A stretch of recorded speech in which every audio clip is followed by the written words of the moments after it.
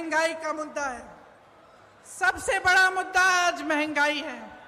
और मैं सिर्फ सब्जी, फल, आटा, गेहूं, इस सब की मैं महंगाई नहीं कह रही हूं। ये तो है ही, जब टमाटर 150 रुपए में आप खरीद नहीं सकते तो ये तो है ही।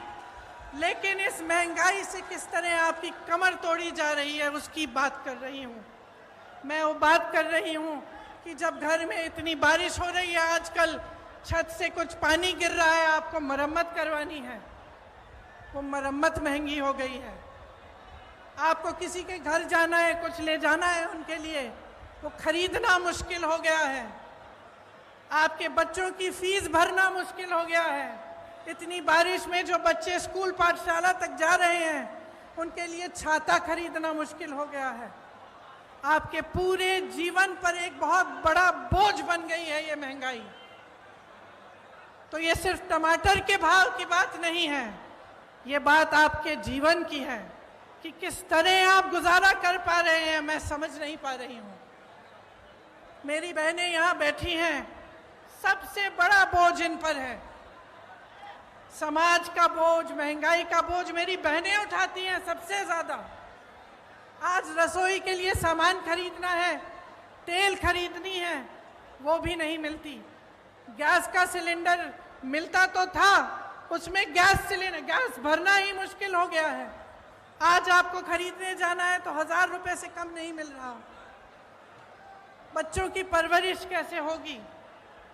सुबह उठ के आप अगले दिन का सामना कैसे करते हैं? कोई बीमार पड़ जाता है तो घबराहट उनकी भी होती है और इस बात की भी होती है कि मैं दवाई कहाँ से खरीद के लाऊं। घर पे बीमार पड़ा है लेकिन दुकान जाकर इतनी महंगाई है कि दवाई ही नहीं मिलेगी, मैं क्या करूं? आज ये है आपकी परिस्थितियां। तो इस बीच मुझे उचित नहीं लगता कि यहां आकर मैं फिजूल की बातें करूं, मैं दूसरों की बार बार आलोचना करती रहूं। मुझे ये उचित लगता है कि हर चुनाव में, हर प्रदेश में, हर गांव में, हर मोहल्ले में जब कोई नेता जाता है तो उसे जनता के मुद्दों पर बात करना पड़ेगा। उसको बताना पड़ेगा कि ये महंगाई क्यों है,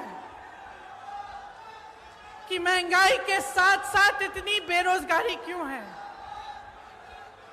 कि एक ऐसी सरकार क्यों है आज हमारे देश में जिसने पूरी की पूरी देश की संपत्ति 1 या 2 बड़े बड़े बिजनेस वालों को बेच दी।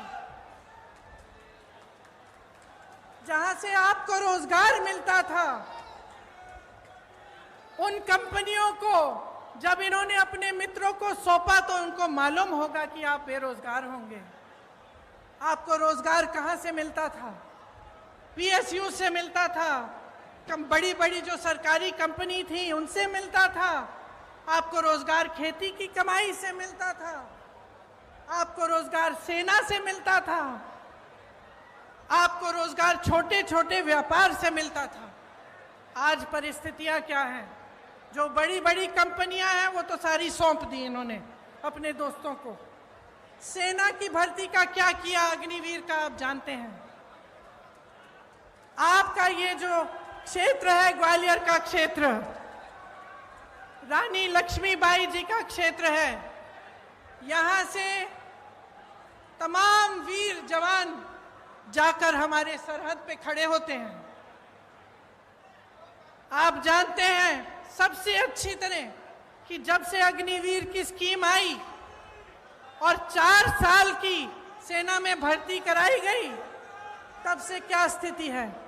मैं कुछ हरियाणा के नौजवानों से मिली, उन्होंने मुझे बताया कि ट्रेनिंग से ही लोग वापस जा रहे हैं घर। तो कहते हैं कि हम इतनी ट्रेनिंग, इतनी कड़ी ट्रेनिंग कर किस लिए रहे हैं? हम इतनी कड़ी ट्रेनिंग इसलिए कर रहे हैं कि 4 साल बाद हम बेरोजगार होकर वापस आ जाएं।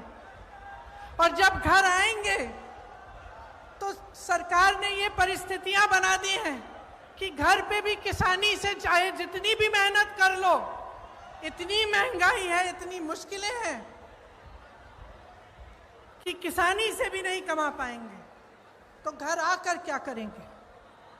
वहाँ भर्ती के लिए तमाम नौजवान पढ़ाई करते हैं, माँ बाप मेहनत की कमाई से उनके लिए पैसे इकट्ठे करते हैं, कोई 10,000 के ट्यूशन, कोई 20,000 के ट्यूशन करता है, और फिर देखिए पटवारी के इम्तिहान में किस तरह से घोटाला हो गया।